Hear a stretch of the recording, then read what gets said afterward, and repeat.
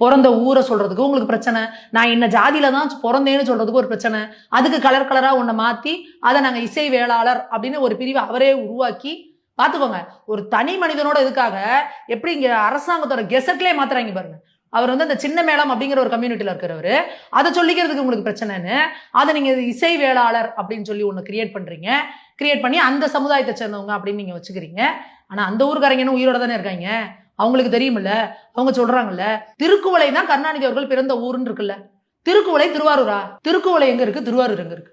எதுக்கு திருக்குவளை? நீ விக்கிபீடியால போய் பாரு, கலைஞர் அவர்கள் பிறந்தது திருக்குவளை, அடுத்த வார்த்தை திருவாரூர் மாவட்டத்துல. திருக்குவளை திருவாரூர் மாவட்டமா?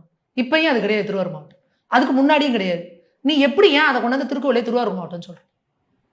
சரி, உங்க பேச்சுக்கே வச்சுக்குவோம். நீங்க திருவாரூர் மாவட்டத்துல பிறந்தேன்னு உங்களை வந்து எஸ்டாப்ளிஷ் பண்ணிக்கிறீங்க. திருவாரூர் மாவட்டத்துக்கு என்ன பண்ணிருக்கீங்க? அந்த கமலாலயம்னு ஒரு குளம் இருக்கு, அந்த குளத்தை போய் பாருங்க. இப்படி ஒரு கேவலமான மெயின்டெனன்ஸ்.